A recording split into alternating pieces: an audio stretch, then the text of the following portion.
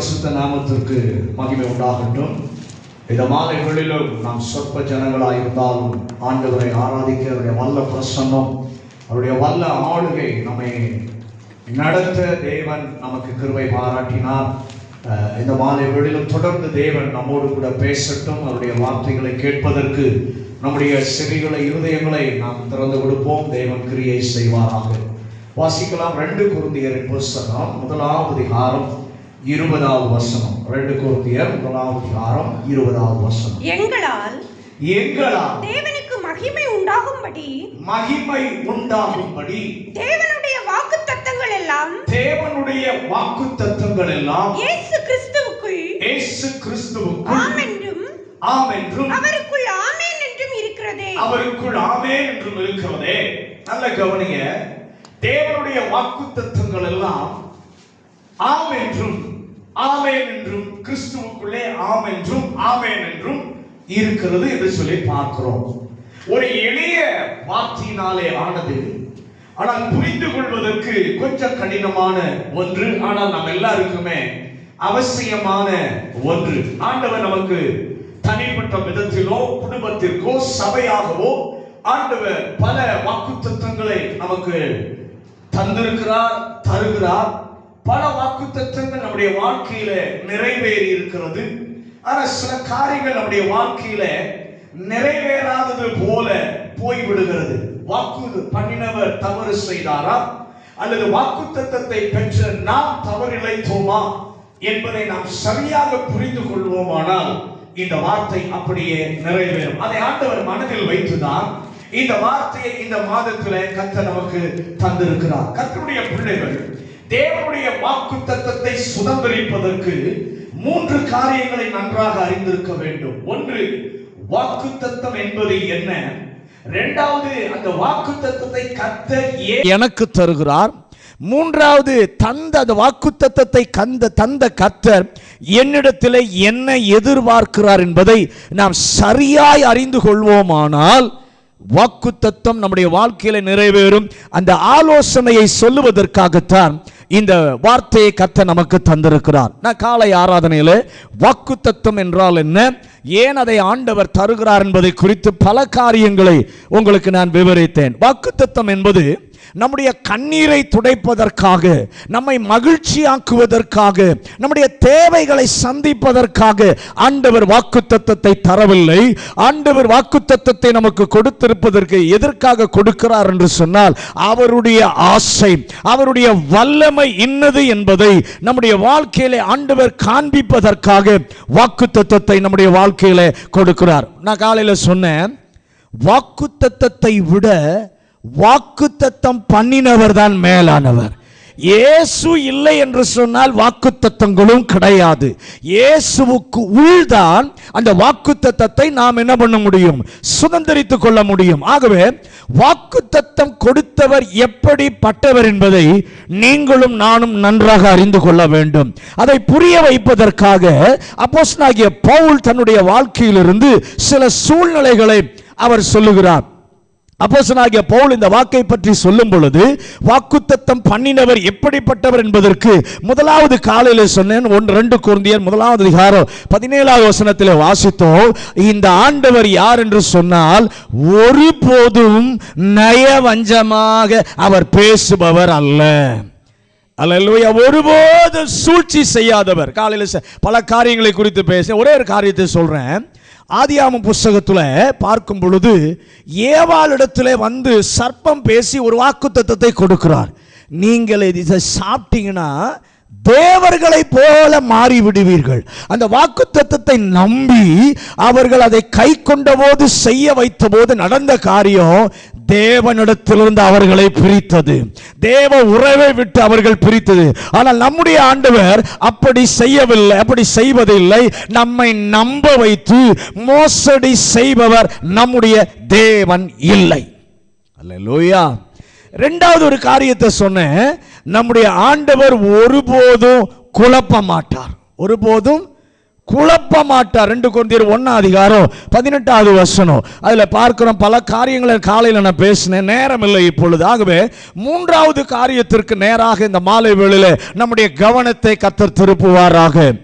2 கொரிந்தியர் 1:19 வாசிங்க. 2 கொரிந்தியர் 1:19. என்னாலும் சில்வானுவினாலும் தீமோத்தேயுவினாலும் உங்களுக்குள்ளே பிரசங்கிக்கப்பட்ட தேவகுமாரனாகிய இயேசு கிறிஸ்துவும் ஆமென் என்றும் அல்ல என்றும் இல்லாமல் ஆம் என்றே இருக்கிறார். 3வது தன்மை, கர்த்தர் ஒருபோதும் மாறாதவர். முதலாவது என்ன சொன்ன? ஒரு நாளும் நயவஞ்சகமா பேச மாட்டாரு. 2வது நம்மை குழப்புகிறவர் அல்ல ஒருபோதும். 3வது ஒருபோதும் என் கர்த்தர் மாறாதவர். இங்கே வசனம் சொல்லுகிறது, ஆம் என்றும் அல்ல, அல்ல என்றும் இராமல் எப்படி இருக்கிறார் என்று சொன்னால், நம்முடைய ஆண்டவர் ஆம் என்றே இருக்கிறார். ஒரு நேரம் ஆம் என்றும் இருப்பேன், இன்னொரு நேரம் இல்லை என்றும் இயேசு இருப்பேன் என்று சொல்லல. 24 மணி நேரமும் நான் ஆம் என்றே இருக்கிறார். கர்த்தர் வாக்கு கொடுத்தாரா? ஒருபோதும் அவர் மாற மாட்டார். ஆதியாகமம் முதல் மல்கியா புஸ்தகம் வரைக்கும் ஆண்டவர் அநேக வாக்குத்தத்தங்களை இஸ்ரவேல் ஜனங்களுக்கு ஆண்டவர் கொடுத்தார். கொடுத்துவிட்டு மல்கியா புஸ்தகத்தை முடிக்கும் போது இப்படி சொல்லுகிறார். மல்கியாவின் புஸ்தகம் 3:6 மல்கியா 3:6. நான் கர்த்தர், நான் மாறாதவர், ஆகையால் யாக்கோபின் புத்திரராகிய நீங்கள் நிர்மூலமாவதில்லை. இங்க சொல்றாரு பாருங்க, நான் கர்த்தர், நான் மாறாதவர். கொடுத்த வாக்கை மாற்றுவதற்கு எனக்கு தெரியாது. மனுஷ வாக்கு கொடுத்தா கொடுத்த வாக்கிலிருந்து மாறி விடுவான், மாற்றி விடுவான். ஆனால் ஆண்டவர் சொல்றாரு, வாக்கு கொடுத்த எனக்கு அந்த வாக்கு தத்தத்திலிருந்து மாற்ற, அந்த வாக்கு தத்தத்திலிருந்து மாற எனக்கு தெரியாது. நான் ஒருபோதும் மாறாதவர். தேவனிடத்துல வாக்கை பெற்றிருக்கிற தேவ பிள்ளையே, உங்கள் வாழ்க்கையிலே அது நிறைவேறவில்லை என்பதற்காக கர்த்தர் மாறிவிட்டார் என்று சொல்லி ஒரு நாளும் நினைக்காதீங்க. கர்த்தர் மாறுவதே இல்லை. கைவத்தி சொல்லுங்க, என் கர்த்தர் மாறுவதே இல்லை. அவருடைய வாக்குத்தத்தமும் மாறுவதில்லை. இயேசுவின் மூலம் வாக்குத்தத்தத்தை கொடுத்தார். பவுலின் மூலம் சில வாக்குத்தத்தங்களை கொடுத்தார்.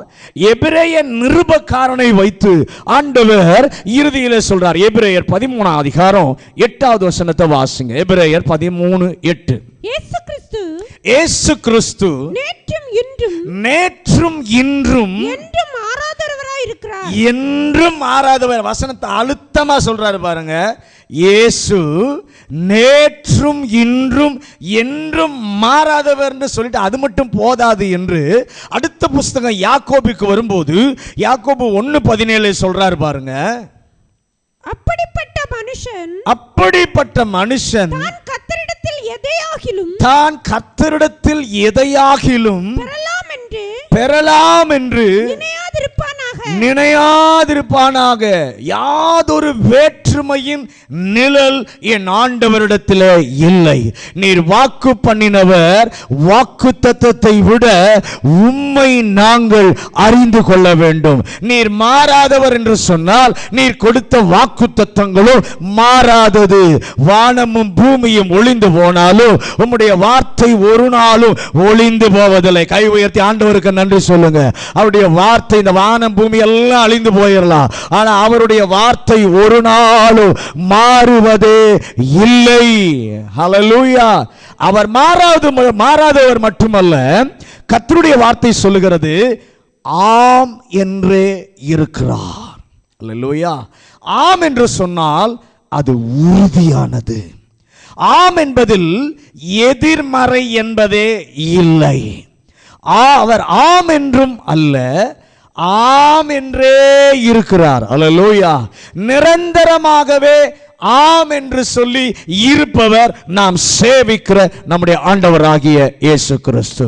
என் ஆண்டவர் எப்பொழுதும் உறுதியானவர், எப்பொழுதும் அவர் நிச்சயமானவர்.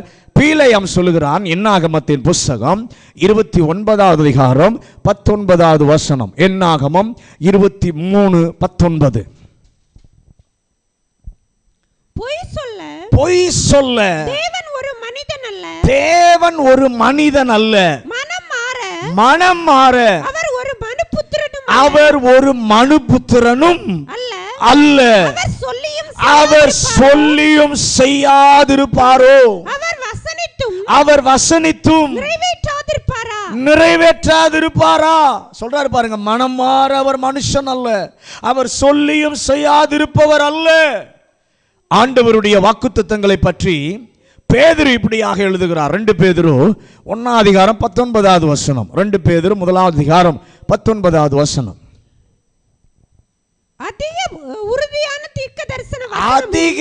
உறுதியான தீர்க்க தரிசன வசனமும் நமக்கு உண்டு. பொழுது விடிந்து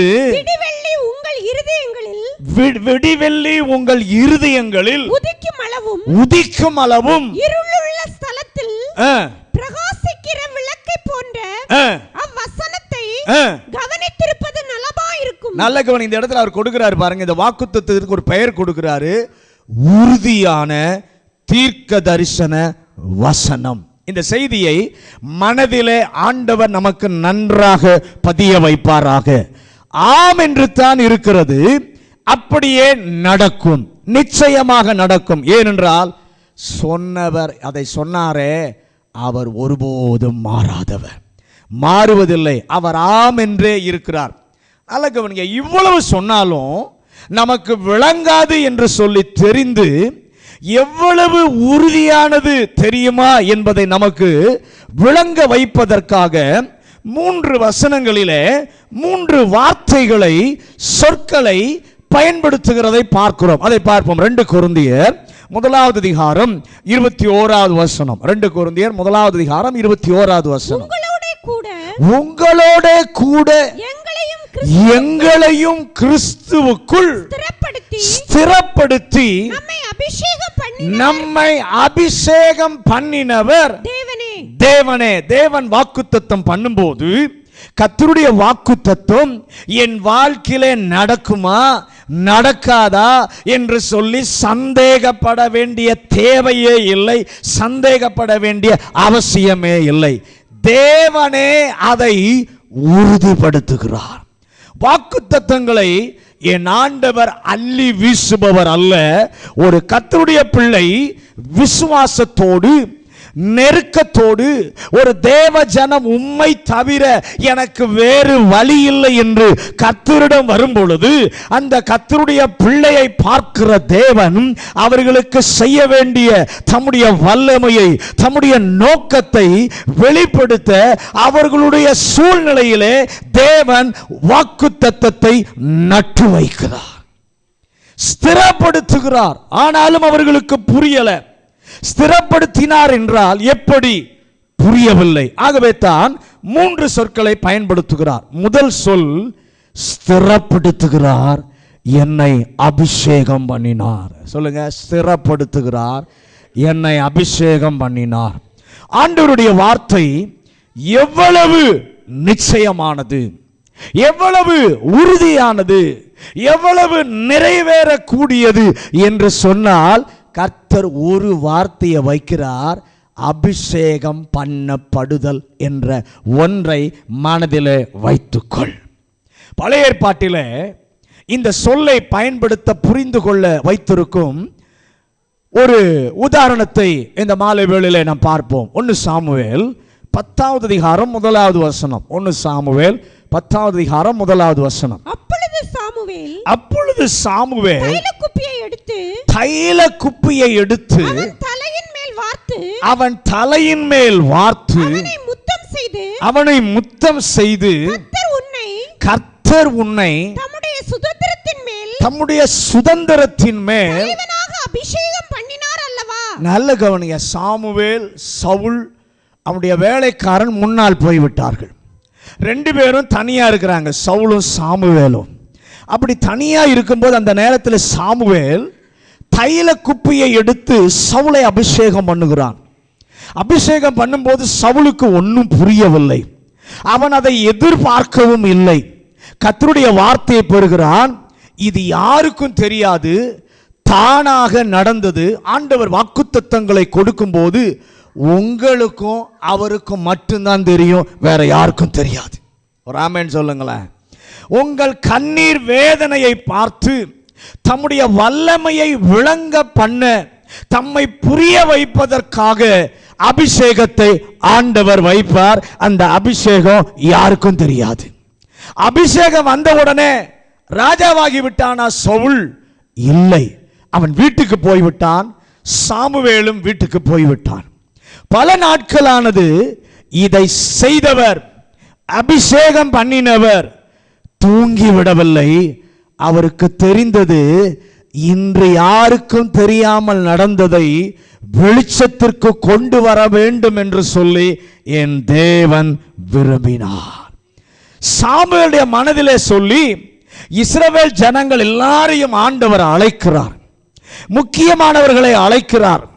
கர்த்தரிடம் ராஜா வேண்டும் என்று சொல்லி கேட்டீர்கள் அல்லவா, கர்த்தர் கொடுக்க விரும்புகிறார் என்று சொல்லி ஒவ்வொரு கோத்திரமாக சீட்டு போட சொல்லுகிறார்.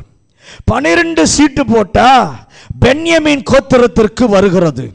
குடும்பம் குடும்பமாக போட்டால் கீசின் குடும்பத்திற்கு வருகிறது. கீசின் பிள்ளைகள் எல்லார் மேலும் சீட்டு போட்டால் சவுல் பேருக்கு வருகிறது. அப்பா, வாக்குத்தத்தத்தை என்னைக்கோ உனக்கு கொடுத்துட்டாரு. ஆனால் எத்தனையோ நாட்கள் கழித்து தான் அந்த வாக்குத்தத்தங்களானது நிறைவேறுகிறது. சில வாக்குத்தத்தங்கள் உடனே நிறைவேறும். சில வாக்குத்தத்தங்களை பார்த்தா பல நாட்களாகி நிறைவேறுகிறது. அதற்காக அவர் கொடுக்கவில்லை, இது ஏதோ என் மனதில் வந்தது என்று சொல்லி நினைக்காதீர்கள். கொடுத்தவர் மாறாதவர், கொடுத்தவர் உங்களை குழப்பாதவர், கொடுத்தவர் நயவஞ்சகமாக பேசி கொடுப்பவர் அல்ல. என்ன உங்களுக்கு சொன்னாரோ அதை அப்படியே செய்பவர் தான் என் ஆண்டவர். அல்லேலூயா. நல்ல கவனிங்க. சவுலை தேடி போனால் சவுலை கண்டுபிடிக்க முடியல. அவன் எங்கேயோ ஒளிந்திருக்கிறான். சாமுவேலுக்கு கர்த்தர் ஒரு ரெவலேஷனை கர்த்தர் கொடுக்கிறார். தளவாடங்களுக்கு பின்னால் சவுல் ஒளிந்திருக்கிறான் என்கிற ஒரு ரெவலேஷனை கொடுக்கிறார். ஆட்களை அனுப்பி சவுலை தேடி வருகிறார்கள். தேவ பிள்ளையே, தேவன் உங்களுக்கு வாக்கு பண்ணி இருப்பார் என்றால் அது தேவனை வெளிப்படுத்துகிற ஒரு வார்த்தை. நீங்கள் இனி வாழ்க்கையிலே நடக்காது. இந்த ஊரை விட்டு எந்த ஊர் போனாலும் அங்கிருந்து தேவன் உங்களை இந்த இடத்துக்கு கொண்டு வந்து தம்முடைய வார்த்தையை நிறைவேற்றுவார். ஆமென் சொல்லுங்களேன். வார்த்தை நிறைவேறலன்னு ஊரை விட்டு ஓடினாலும், தேசத்தை விட்டு ஓடினாலும், வாக்குத்தத்தம் கொடுத்தவர் கொண்டு வந்து அந்த இடத்திலே கர்த்தர் நிறைவேற்றி காண்பிக்க வல்லவர். சவுலுக்கு செய்தவர் நமக்கும் செய்ய வல்லவர். 1 சாமுவேல் 16 அதிகாரம் 13 வசனம். 1 சாமுவேல் 16:13. அப்பொழுது சாமுவேல் தைல கொம்பை எடுத்து அவனை அவன் சகோதரர் நடுவிலே அபிஷேகம் பண்ணினான். அந்நாள் முதற்கொண்டு கர்த்தருடைய ஆவியானவர் தாவீதின் மேல் வந்து இறங்கி இருந்தார். முதலாவது பார்த்தோம், சவுல யாருக்கும் தெரியாமல் அபிஷேகம் பண்ணினார். ஆனா அபிஷேகம் பண்ணினவர் வெளிச்சத்திற்கு அதை கொண்டு வந்தார். இங்கே பார்க்கும் பொழுது தாவீதை அவனுடைய குடும்பத்தின் நடுவிலே வைத்து அபிஷேகிக்கிறார். குடும்பம் எல்லாம் அதை பார்க்கிறது. எல்லா குடும்ப அங்கத்தினர்களும் தாவீதை அபிஷேகம் பண்ணுவதை பார்க்கிறார்கள். கர்த்தர் ஒருவேளை உங்களோடு கூட பேசி இருப்பார். ஜெபித்த பின்பு ஆண்டவர் உங்களுக்கு வெளிப்படுத்தி இருப்பார்.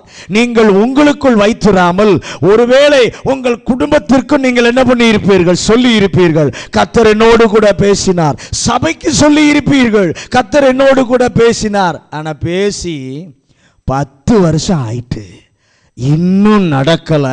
நடப்பதற்கு பதிலாக என்ன நடந்தது? தாவீதே, உனக்கு அபிஷேகம் வந்துச்சு உண்மை, எல்லாரும் பார்க்க. ஆனால் அடுத்த நாளிலிருந்து, அபிஷேகம் உனக்கு வந்த அடுத்த நாளிலிருந்து இதுவரை வராத பிரச்சனை எல்லாம் வந்துச்சு. அபிஷேகம் கொடுத்தவொடனே அது உடனே நடக்கல. ஒன்று நடந்துச்சு, கொடுத்த அடுத்த நாளில் இருந்த பிரச்சனை மேல பிரச்சனை. சவுல் உன்னை கொல்லணும்னு சொல்லி என்ன பண்ணுகிறான்? துரத்துகிறான், வேட்டையாடுகிறான்.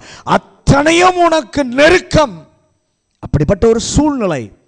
அந்த அபிஷேகம் வெளியே வருவதற்கு நடக்கவே நடக்காது என்கிறதான ஒரு சூழ்நிலை. கை உயர்த்தி, ஆண்டவரே, ஒருவேளை என்னுடைய நிலைமை அப்படி இருந்தால் நீர் உறுதிப்படுத்தி இருக்கிறீர் என்பதை எனக்கு இந்த மாலை வேளையிலே மனதிலே ஞாபகப்படுத்துவீராக. இப்படி எல்லாம் விபரீதமாய் நடப்பதினால் வாக்குத்தத்தமானது தடுமாறுகிறது என்று சொல்லி அர்த்தம் அல்ல. அல்லேலூயா.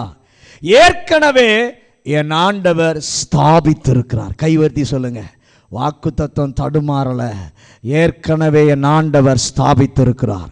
தேவனுக்கு ஒரு ஆசை, சாலமோனை ராஜாவாக்குவேன் என்று. ஆனால் சாலமோனுக்கு எண்ணெயினாலே அபிஷேகம் வருவதற்கு முன்னால் அதோனியா ராஜாவாகிவிட்டான். அதோனியா ராஜாவாகிவிட்டான். இனி ராஜாவாக வாய்ப்பே இல்லை, ஏன்னா ஒருத்தர் ராஜா ஆயிட்டான். ஆனால் நல்ல கவனிங்க, வாக்கு தத்தமானது அப்படித்தான் சில நேரத்தில் வரும். நம்முடைய வாழ்க்கையிலும் ஆண்டவர் கொடுப்பார், ஆனால் ஏற்கனவே அது எங்கேயோ போயிருக்கும். சாலமோன ராஜாவா அபிஷேகம் பண்ண ஆண்டவருடைய ஆசை, ஆனால் முன்னாடியே ஒருத்தர் ராஜாவாயிட்டான். இனி ராஜாவாவதற்கு வழியே இல்லை, வாய்ப்பே இல்லை. ஆனால் அந்த நிறைவேறுவதற்குரிய காலக்கெடுவும் முடிந்து போன நிலைமையில் இருக்கும். நல்ல கவனிங்க, நம்ம நினைப்போம் இனி நடக்காது, காலக்கெடு முடிஞ்சு போச்சு, இனி நடக்காதுன்னு சொல்லி நினைப்போம். ஆனால் வாக்கு பண்ணினவர் அதோனியாவிற்கு பதிலாக சாலமோனை வயதான காலத்திலும் தாவீதை வைத்து அபிஷேகம் பண்ணி வைத்து நிறுத்துவார். அதை செய்ய ஞானத்தையும் கர்த்தர் கொடுப்பார்.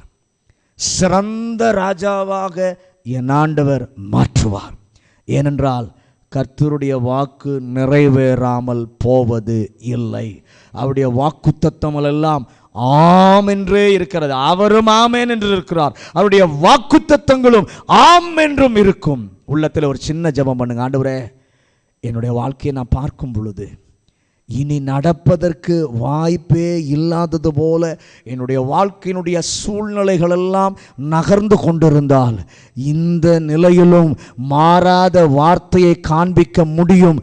அதற்கு ஏற்றது என் மனதிலே தெரியவில்லை, ஆனால் நீர் செய்வீராக. ரெண்டாவது வார்த்தை யூஸ் பண்றாரு பாருங்க. 2 கொரிந்தியர் 1:22. முதலாவது ஸ்திரப்படுத்துகிறார், அபிஷேகம் பண்ணுகிறார். இரண்டாவது வார்த்தை பாருங்க, அவர் நம்மை முத்திரித்து, அவர் நம்மை முத்திரித்து நம்முடைய இருதயங்களில் ஆவி என்னும் அச்சாரத்தையும் கொடுத்திருக்கிறார். இரண்டாவது அவர் யூஸ் பண்ற வார்த்தை பாருங்க, முத்தரித்திருக்கிறார். ஆண்டவர் அதை முத்தரித்தார். எப்படி? வேண்டும் என்று மனு செய்திருக்கிறேன், பரிசீலனை செய்து பார்த்து கொடுக்கலாம் என சொல்லி அதிகாரி தீர்மானித்த உடனே கையெழுத்து போடுகிறார். போட்டதோடு மட்டுமல்ல, ஒரு ஸ்டாம்ப் வைக்கிறார். கர்த்தர் வாக்குத்தத்தம் பண்ணும்போது ஏற்கனவே பரலோகம் அப்ரூவல் பண்ணுகிறது. ஹல்லேலூயா. எரேமியாவின் புத்தகம் நீங்க வீட்டில் போய் வாசித்து பாருங்க. எரேமியா 32:6 15 வசனங்களை நீங்க போய் வீட்டில் வாசித்து பாருங்க. எரேமியாவுக்கு ஆண்டவர் சொல்லுகிறார், ஒரு நிலத்தை விற்க போகிறான், நீ போய் பணம் கொடுத்து அந்த நிலத்தை என்ன பண்ணு, வாங்கி ரெஜிஸ்டர் ஆபீஸ்ல போய் சைன் பண்ணி நியமத்தின்படியும் சட்டத்தின்படியும் முத்திரை போடு என்று சொல்லுகிறார். மறு கேள்வி கேட்காமல் அவன் போய் நிலத்தை வாங்குகிறான், பத்திரத்தை வாங்குகிறான், கையெழுத்து போடுகிறான், அதிகார முத்திரையும் வைக்கப்படுகிறது. கர்த்தர் சொன்னார், ஒரு பானையில வைத்து நிலத்திலே புதைத்து போடு. அதுதான் ஆண்டவர் அவனுக்கு சேஃப்டி லாக்கர். அவனுக்கு ஆண்டவர் கொடுத்த என்னது? Safety locker. இன்னைக்கு நம்ம பத்திரம் வாங்கி எங்கே கொண்டு போய் மறைக்கிறோம்? பீரோவில் உள்ளுக்குள்ளே ஒரு சேஃப்டி லாக்கர் இருக்குது, அதில் கொண்டு போய் வைக்கிறோம். ஆனால் எரேமியாவுக்கு சேஃப்டி லாக்கர் எது? ஒரு பானை. பானையில் போட்டு மூடி என்ன பண்ணு, நிலத்துக்குள்ளே புதைச்சி வை. எரேமியா சொல்கிறான், ஆண்டவரே கொஞ்சம் பேச எனக்கு கொஞ்சம் அனுமதி கொடுங்க, எனக்கு பேச கொஞ்சம் அனுமதி கொடுங்க. இப்போ வாசிங்க 32:17 வாசிங்க. எரேமியா 32:17. கர்த்தராகிய ஆண்டவரே, கர்த்தராகிய ஆண்டவரே, இதோ தேவரீர் உம்முடைய மகாபலத்தினாலும் நீட்டப்பட்ட உம்முடைய புயத்தினாலும் வானத்தையும் பூமியும் உண்டாக்கினீர். உம்மாலே செய்யக்கூடாத அதிசயமான காரியம் ஒன்றுமில்லை. சொல்றான் பாருங்க, உம்மாலே செய்யக்கூடாத அதிசயமான காரியம் ஒன்றுமில்லை என்று எனக்கு தெரியும். ஏனென்றால் நீர் யோசனையிலே பெரியவர், செயலிலே வல்லமை உள்ளவர். எங்கள் முற்பிதாக்களை எல்லாம் நீர் நடத்தினீர். எவ்வளவு பெரிய காரியம் எல்லாம் நீர் செய்தீர். ஆனால் உம்மாலே எல்லாம் செய்ய முடியும் சொல்லிவிட்டு கேட்குறான், எனக்கு ஒரு சின்ன டவுட்டு தான் ஆண்டவரே, என்னை வைத்து தானே பேசினீர். இந்த தேசம் முழுவதும் சிறை போகும், ஒன்றுமே இருக்காது, எல்லாவற்றையும் பாபிலோனுக்கு எடுத்துக்கொண்டு போவான், ஒன்றும் இருக்காது என்று என்ன வச்சுதானே நீர் பேசினீர். பின்ன ஏன் என்னை வைத்து சீல் பண்ண சொல்லி இருக்கிறீர்? கேள்வி கேட்கிறான், ஒரு டவுட் ஆண்டவரே. என்ன வச்சுதானே ஒன்றும் இங்கே இருக்காது, எல்லாம் பாபிலோனுக்கு கொண்டு போகப்படும், இப்படி என்ன வச்சே நீர் சொல்லி இருக்க, இப்போ ஏன் சீல் போடுன்னு சொல்றீர்? எனக்கு புரியல. ஆனாலும் எனக்கு தெரியும் உம்மாலே முடியாதது ஒன்றுமில்லை. எரேமியா 32:27 வாசிங்க. இதோ நான் மாம்சமான யாவருக்கும் தேவனாகிய கர்த்தர் என்னாலே செய்யக்கூடாத அதிசயமான காரியம் சொல்றாரு. அப்பா நீ சொன்னது போல என்னாலே செய்யக்கூடாத அதிசயமான காரியம் ஒன்றுமில்லை, ஆனாலும் சொல்வதை கொஞ்சம் கவனி. அடுத்த வசனத்துல சொல்றாரு 28 வாசம். ஆதலால் இதோ நான் இந்த நகரத்தை கல்தேயரின் கையிலும் பாபிலோன் ராஜாவாகிய நேபுகாத் நேச்சார் கையிலும் ஒப்பு கொடுப்பேன், அவன் இதை பிடிப்பான் என்று கர்த்தர் சொல்லுகிறார். நல்ல கவனிங்க, நேபுகாத் நேச்சார்னு வருவான், இந்த இடம் அழியும், இங்க ஒண்ணு இருக்காது, எல்லாம் போய்விடும், அப்படியே நடக்கும். எரேமியா சொல்கிறார், ஆண்டவரே நீர் சொல்வதை நான் முழுவதுமாக நம்புகிறேன், இங்கு ஒண்ணு இருக்காது, எல்லாம் போயிடும் என்பதை நம்புகிறேன். நீர் ஒன்று சொல்லிட்டீர்னா நிச்சயமாக அது நடக்கும். நீர் சொன்னா இன்னொன்றை நம்புகிறேன், உம்மால செய்யக்கூடாத அதிசயமான காரியம் ஒன்று உண்டோ? நான் பாடினது போல கிரகிக்க முடியாத காரியத்தை செய்கிறவர் தாயா நம்முடைய தேவன். ஹல்லேலூயா. நீர் கொடுத்த வாக்கு முத்திரை போட்டாச்சு. இது நடப்பதற்கு வழி இருக்கா என்றால் எனக்கு வழி தெரியல. நீரும் நடக்க வழி இல்லை என்று சொல்லிவிட்டீர். இருந்தும் உம்முடைய வாக்குத்தத்தத்தை, உம்முடைய வாக்கை நான் பிடித்துக் கொள்கிறேன். இந்த சூழ்நிலையிலும் உம்மாலே வைக்க முடியும், உம்மாலே நடத்த முடியும். ஆண்டவர் சொல்றாரு, உன் மகனை பலியிடு என்று சொல்லுகிறார். அவனைத்தான் பலியிட போகணும். போகும்போது ஆண்டவரே எனக்கு விளங்கலை, ஏன்னா இவன் இருந்தால் தான் வாக்குத்தத்தமே நிறைவேறும். ஆபிரகாம் ஈசாக்கை கூட்டிகிட்டு போகும்போது பலியிடுன்னு சொல்லிட்டாரு. கூட்டிகிட்டு போகும்போது மனதுக்குள்ளே ஆண்டவரே எனக்கு ஒன்றும் விளங்கலை ஆண்டவரே நீர் சொல்கிறது, ஏன்னா வாக்குத்தத்தம் இவனை குறித்து கொடுத்துருக்கிறீர், இவன் இருந்தால் தான் வாக்குத்தத்தம் என்ன பண்ணும், நிறைவேறும். ஆனால் எனக்கு ஒன்றும் புரியலை, ஆனாலும் நான்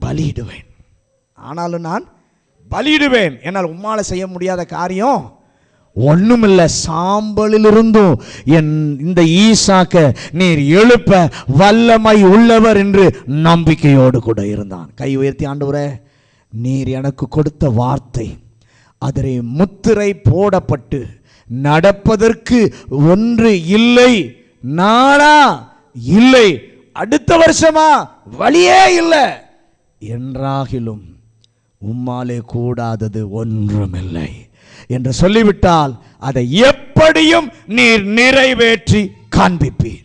ஏனென்றால் அதிகாரபூர்வமாக அது அப்ரூவல் ஆனது. பரலோகமே அதை என்ன பண்ணியிருக்கு?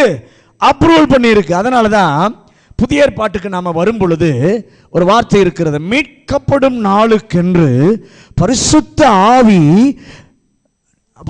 ஆவி என்கிற அனுபவத்தினாலே ஆண்டவர் நம்மை முத்திரை போட்டிருக்கிறார். இயேசு இந்த உலகத்தில் இருந்தார், அவர் தேவைகளை சந்தித்தார், வியாதியஸ்தர்களை எல்லாம் என் ஆண்டவர் குணமாக்கினார். இவரை தேடி போனால் சாப்பாட்டிற்கே நமக்கு பிரச்சனை இல்லை என்று சொல்லி நினைத்தார்கள். வாசிங்க யோவான் 6:27. யோவான் 6:27. இயேசு அவர்களுக்கு பிரதியுத்தரமாக நீங்கள் அற்புதங்களை கண்டதினால் அல்ல, நீங்கள் அப்பம் புசித்து திருப்தி ஆனதினாலேயே என்னை தேடுகிறீர்கள் என்றார். நல்ல கவனிங்க.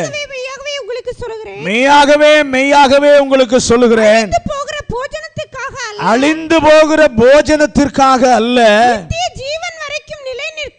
நித்திய ஜீவன் வரைக்கும் நிலை நிற்கிற போஜனத்திற்காகவே நல்ல கவனிங்க. போதும், இயேசுவால் எல்லாவற்றையும் நடத்த முடியும்.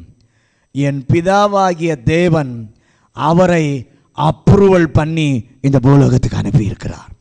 எனக்கு வாக்கு பண்ணினவர் இயேசு, ஆம் என்று இருப்பவர். வாக்கு தத்தமும் ஆம் என்று இருக்கிறது. இயேசு நிறைவேற்ற தேவனால் அப்ரூவ் பண்ணப்பட்டு அனுப்பப்பட்டவர். விடவில்லை. இன்னொரு வார்த்தையை சொல்றான், மூணாவது வார்த்தை 2 கொரிந்தியர் 1:22. மறுபடியும் வாசிங்க. 1:22. அவர் நம்மை முத்தரித்து நம்முடைய இருதயங்களிலே ஆவி என்னும் அச்சாரத்தையும் கொடுத்திருக்கிறார். மூணாவது வார்த்தை காப்புறுதி தருகிறார்.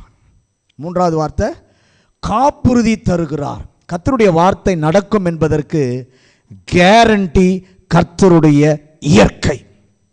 ஒவ்வொரு வாக்குத்தத்தமும் கொடுக்கும்போது அண்டர்லைன் பண்ணி பிரைஸ் அலாட் நம்ம சொல்லியிருப்போம்.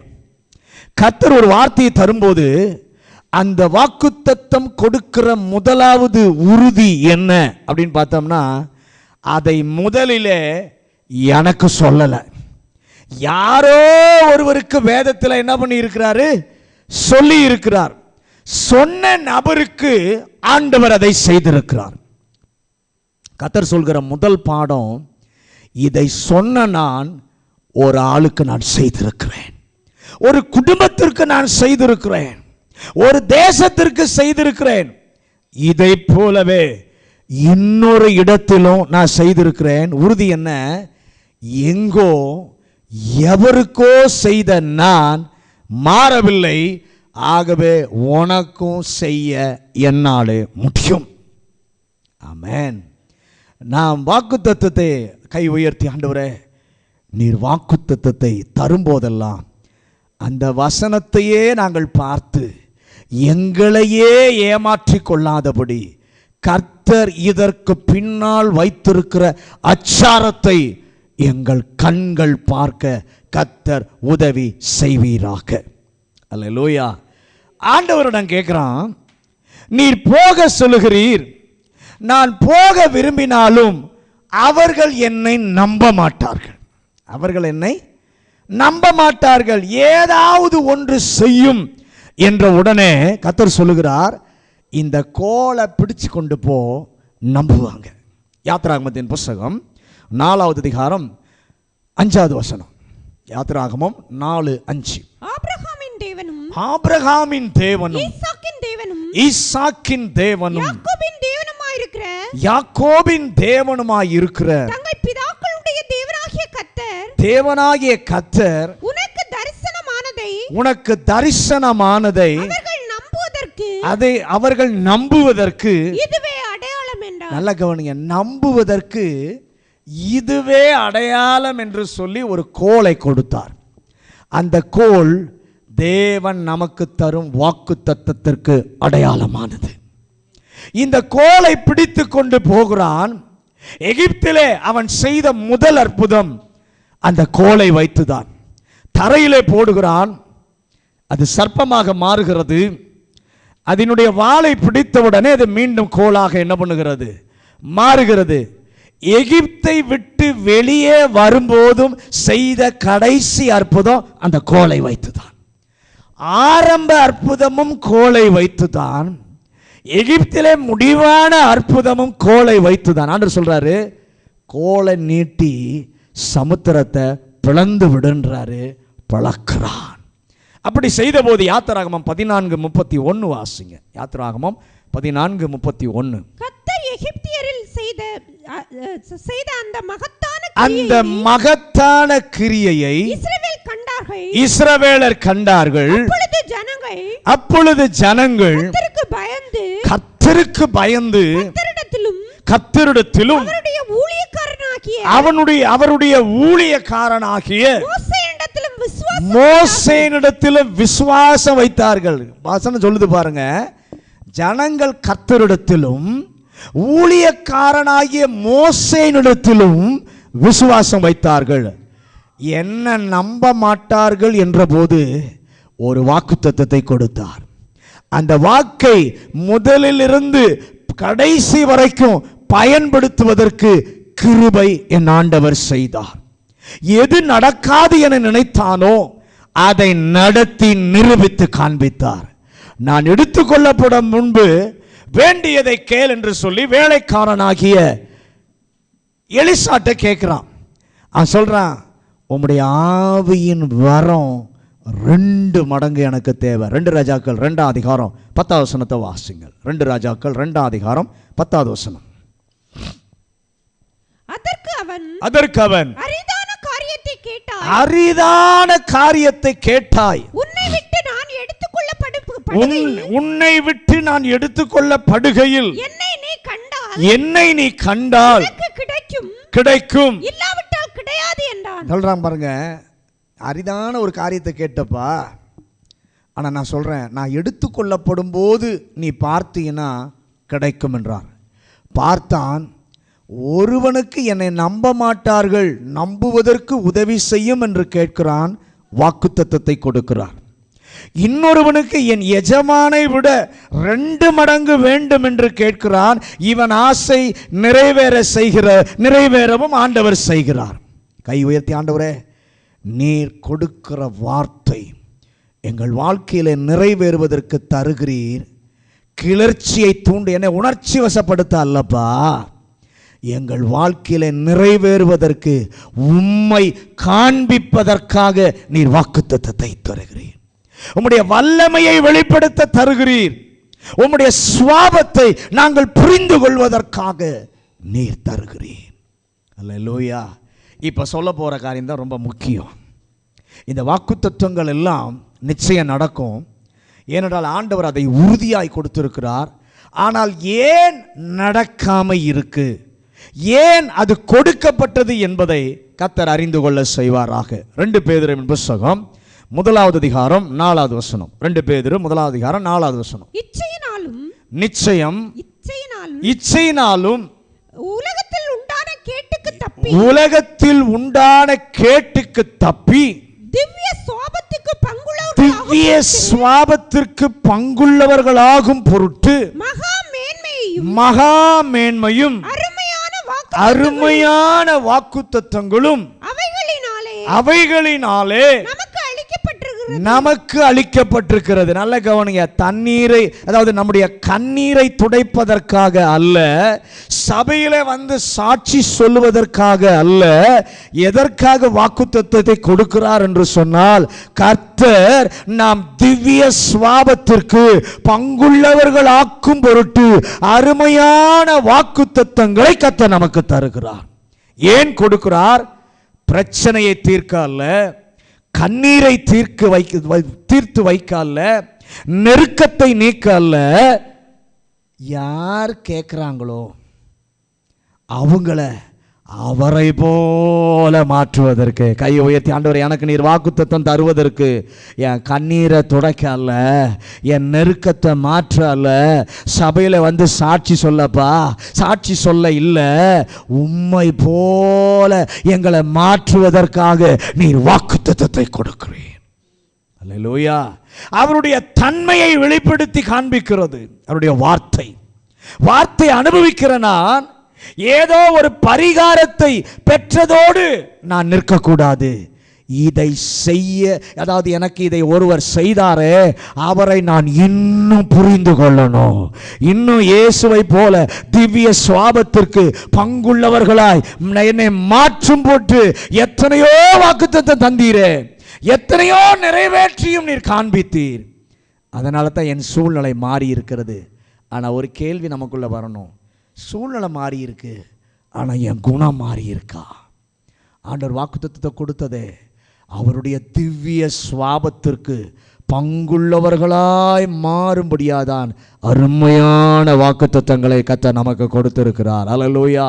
ஒரு விஷயம் எல்லாரும் கொஞ்சம், ஆண்டவரே என்னுடைய உள்ளான மனுஷன் மாறி இருக்கிறானா, என் ஆவிக்குரிய மனநிலை மாறி இருக்கிறதா, அதற்கு நான் அதற்காகத்தான் நீர் அருமையான வாக்குத்தத்தத்தை தருகிறீர். அதை உணர்ந்து அவரிடம் இந்த மாலை வேளையிலே ஒப்பு கொடுக்க ஒரு தீர்மானம் பண்ணுங்க. ஆண்டவரே என் குணம் மாறி இருக்கா, என் உள்ளான மனுஷன் மாறி இருக்கிறானா, என் ஆவிக்குரிய மனநிலை மாறி இருக்கிறதா?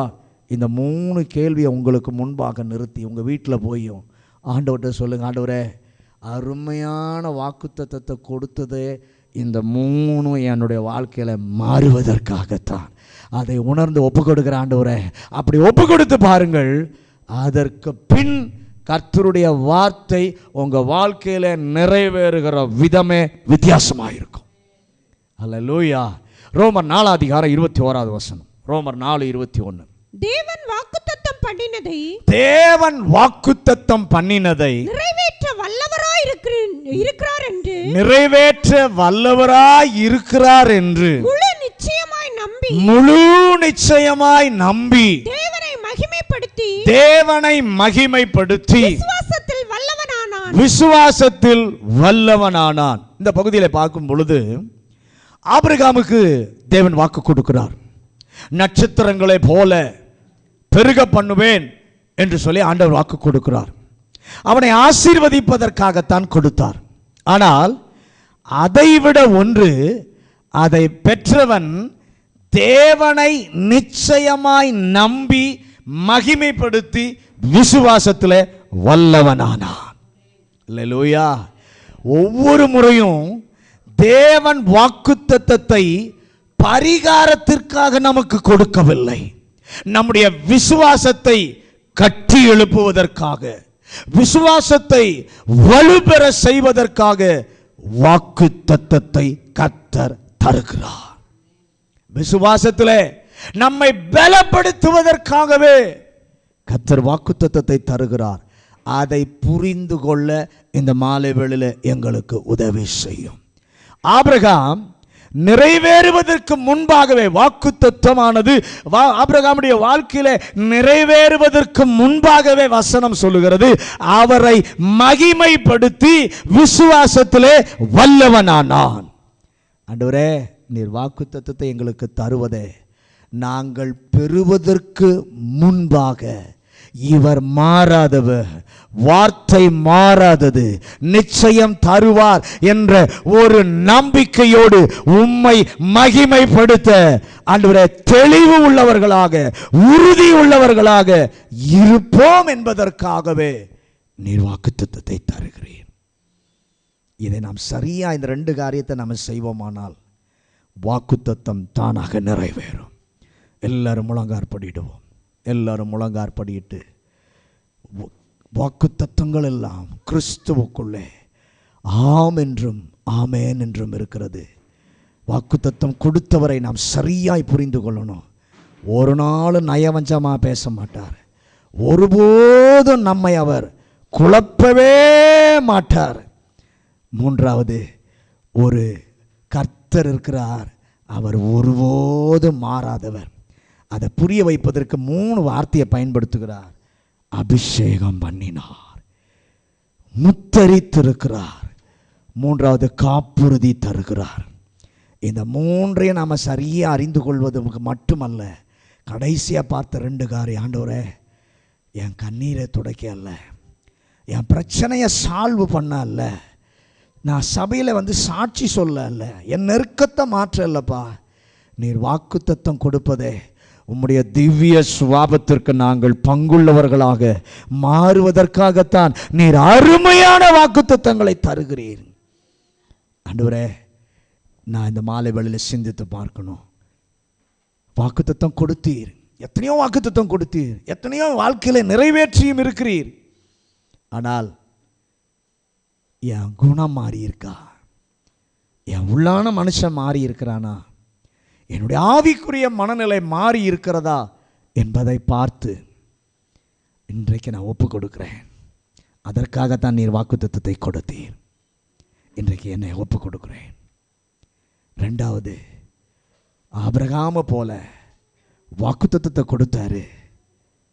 ஆனால் அந்த வாக்குத்தத்தத்தை பெற்றுக்கொள்வதற்கு முன்பாகவே ஆபிரகாம் தேவனை மகிமைப்படுத்தி விசுவாசத்தில் வல்லவனானான். ஆண்டவரே, நீர் வாக்குத்தத்தம் தருவதே எங்கள் விசுவாசத்தை கட்டி எழுப்ப, எங்கள் விசுவாசத்தை பலப்படுத்த தான் நீர் வாக்குத்தத்தத்தை கொடுக்கிறீர்.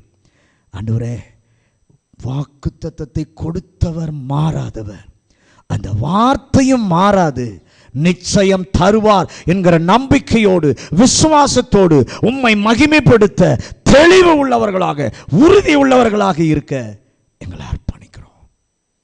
நிச்சயமாக இப்படி நம்முடைய வாழ்க்கையை நாம் மாற்றுவோமானால், உறுதியாக இருப்போமானால், அவருடைய வாக்குத்தத்தங்கள் எல்லாம் ஆம் என்றும் ஆமேன் என்றும் கிறிஸ்துவுக்குள்ளே நிச்சயமாய் நிறைவேறும். பரலோக பிதாவே, இந்த நல்ல மாலை வேளைக்காக நன்றி சொல்கிறோம். இந்த மாலை வேளையில் எங்களோடு கூட கர்த்தர் பேசின நம்முடைய வார்த்தைக்காக ஸ்தோத்திரம். நீர் நயவஞ்சகமாய் பேசுபவர் அல்ல, நீர் ஒருபோதும் குழப்பாதவர், நீர் ஒருபோதும் மாறாதவர். அதை உறுதிப்படுத்த அபிஷேகம் பண்ணினீர், முத்தரித்திருக்கிறீர், உறுதிப்படுத்துகிறீர். ஆண்டவரே, எங்களை நம்ப வைப்பதற்கு எவ்வளவு வார்த்தைகளை நீர் கொடுக்கிறீரப்பா. எங்கள் வாழ்க்கையில் நாங்கள் வாக்குத்தத்தம், அதைவிட அந்த வாக்குத்தத்தம் எதுக்காக ஆண்டவர் கொடுத்தார் என்பதை நாங்கள் சரியாய் புரிந்து கொள்ள எங்களுக்கு உதவி செய்யும். எங்கள் வாக்குத்தத்தத்தை நீர் கொடுப்பது உம்முடைய திவ்ய சுவாபத்திற்கு எங்களை பங்குள்ளவர்களாய் மாற்ற இன்றைக்கு ஒப்பு கொடுக்குறோம் ஆண்டவரே. 2வதுப்பா, எங்கள் விசுவாசத்தை கட்ட, எங்கள் விசுவாசத்தை பலப்படுத்த நீர் வாக்குத்தத்தத்தை தருகிறீர். இதை 2ஐயும் நாங்கள் சரியாக செய்வோமானால் நம்முடைய வாக்குத்தத்தங்கள் அப்படியே நிறைவேறும்.